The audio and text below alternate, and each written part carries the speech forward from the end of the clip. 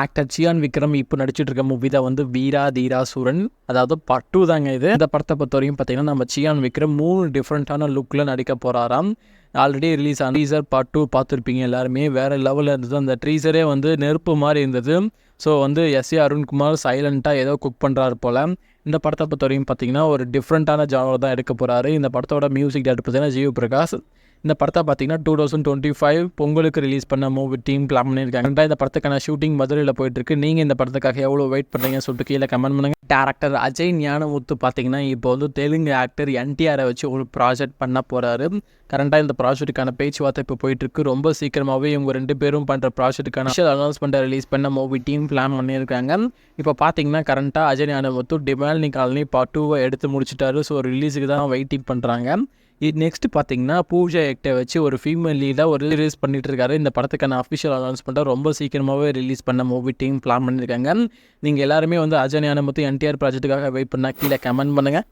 Actor Vijay Sethupathi பார்த்தீங்கன்னா இப்போ வந்து பாண்டியராஜ் டேரக்டர் பாண்டியராஜ் கூட ஒரு படம் பண்ண போகிறாரு. இந்த படத்துக்கான அஃபிஷியல் அப்டேட் பார்த்தீங்கன்னா ரொம்ப சீக்கிரமாக ரிலீஸ் பண்ண மூவி டீம் பிளான் பண்ணியிருக்காங்க.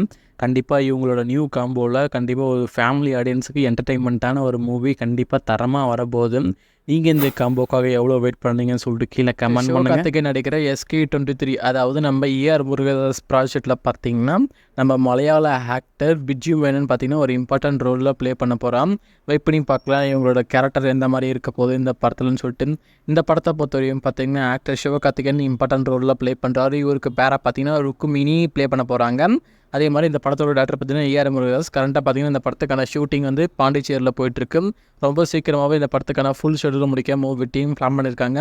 இந்த படத்தோட ஷூட்டிங் பொறுத்தவரைக்கும் பார்த்தீங்கன்னா ஒரு ஜெட் ஸ்பீடில் தான் போயிட்டுருக்கு. படத்துக்காகவும் இந்த காம்போக்காகவும் எவ்வளோ வெயிட் பண்ணீங்கன்னு சொல்லிட்டு கீழே கமெண்ட் பண்ணுங்கள். சுதா கொங்கராவ் பார்த்தீங்கன்னா வந்து சூர்யா 42 ப்ராஜெக்ட்டில் இருக்காங்க. இந்த ப்ராஜெக்ட் பொறுத்தவரைக்கும் கொஞ்சம் டிலே ஆகிறதுனால நெக்ஸ்ட் பார்த்தீங்கன்னா குரு விக்ரம் வச்சு ஒரு ப்ராஜெக்ட் பண்ண போகிறாங்க. கண்டிப்பாக வந்து வேறு லெவல் சம்பவம் தான் சொல்லி ஆகணும். இந்த படத்தை பொறுத்தவரையும் நம்ம ஜிவி பிரகாஷ் இந்த படத்துக்கு மியூசிக் போகிறதுக்கு சான்ஸ் இருக்குன்னு பேசிகிட்டு இருக்காங்க. சூர்யா 44 ஷூட்டிங்கை பொறுத்தவரையும் பார்த்தீங்கன்னா ஜூனோட எண்டில் இல்லைனா அக்டோபர் மந்த் இந்த படத்துக்கான ஷூட்டிங்கை ஸ்டார்ட் பண்ண மூவி டீம் பிளான் பண்ணியிருக்காங்க. ஸோ அதுக்கப்புறம் பார்த்தீங்கன்னா துருவ் விக்ரம் வச்சு ஒரு படம் பண்ண போகிறாங்க. சுதா கொங்கரம் கண்டிப்பாக வந்து இவங்க 2 பேரோட காம்போவில் வேறு லெவல் தான் இருக்குது. எப்படியும் பார்க்கலாம் ரொம்ப சீக்கிரமாக இந்த படத்துக்கு அஃபிஷியல் அனௌன்ஸ்மெண்ட்டை ரிலீஸ் பண்ண மூவி டீம் பிளான் பண்ணியிருக்காங்க.